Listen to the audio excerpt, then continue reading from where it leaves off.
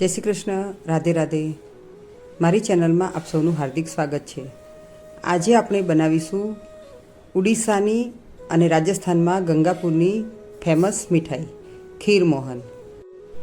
ખીરમોહન શ્રી ઠાકોરજીને ભોગમાં પણ આવે છે. તો આપણે આજે આવી સામગ્રી જોવાના છીએ. આ સામગ્રી બે રીતે બને છે, એક દૂધઘરમાં પણ બને અને એક અનસકડીમાં પણ બને છે. તો આજે આપણે અનસકડી સામગ્રી જોઈશું. તો વિડીયોને સ્કીપ કર્યા વગર લાસ્ટ સુધી જરૂરથી જોજો. તો ચાલો આજની નવી રેસીપી શરૂ કરીએ. તો વૈષ્ણવો, સૌથી પહેલાં મેં અહીંયા 1 લીટર દૂધ લીધું છે. હવે એ દૂધને આપણે ગરમ કરવા મૂક્યું છે. દૂધ ઉકળે એટલે પછી એમાં 2 વાર 2 ચમચી વિનેગર કરવાનું છે. અને તમે લીંબુનો રસ પણ કરી શકો છો. વિનેગર કર્યા પછી આવી રીતે હલાવતા રહીશું તો પાણી છૂટું થઈ જશે અને આપણું પનીર પણ અલગ થઈ જશે. તો તમે જોઈ શકો છો કે પનીર તૈયાર થઈ ગયું છે. હવે આપણે એક ગળણી ઉપર કપડું રાખી અને એને ગાળી લેવાનું છે. અને એકદમ પાણી નીતરી જાય પછી કપડું બાંધી અને એને લટકાવી દઈશું, જેથી એકદમ સરસ પનીર આપણું તૈયાર થઈ જશે. પનીરને કપડામાં બાંધી આપણે 1 કલાક સુધી લટકાવી રાખ્યું. એકદમ સરસ મજાનું પનીર તૈયાર થઈ ગયું છે. હવે આપણે એને આવી રીતે હાથ વડે મસળી લેવાનું છે. આ પ્રોસેસ આપણે 10 મિનિટ સુધી કરવાની છે.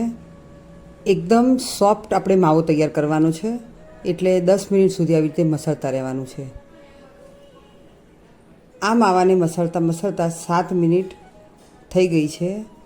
તો 7 મિનિટ બાદ એમાં આપણે એડ કરીશું મેંદો.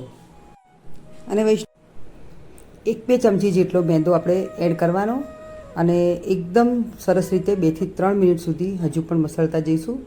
તો એકદમ સ્મૂધ અને સોફ્ટ આવો આપણો માવો તૈયાર થઈ જશે.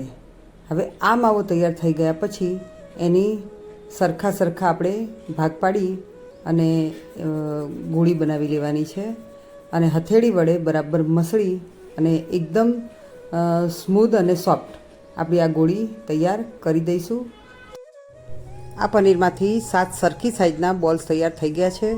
હવે આપણે ચાસણી કરી લઈશું. તો ચાસણી માટે 1.5 કપ ખાંડ લીધી છે અને એનાથી ડબલ એટલે કે 3 કપ આપણે જળ પધરાવવાનું છે.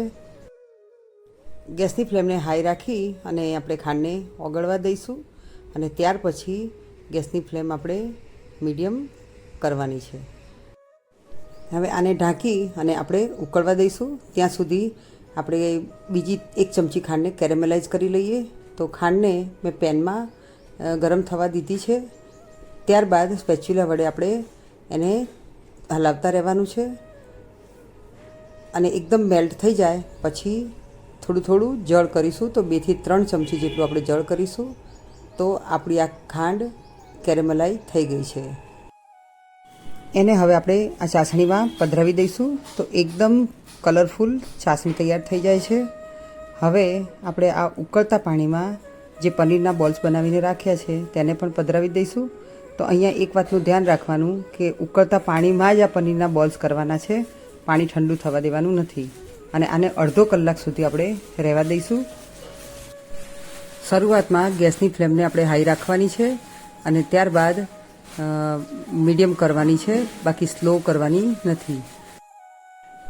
વચ્ચે આપણે હલાવતા રહીશું અને એને ફેરવતા રહીશું.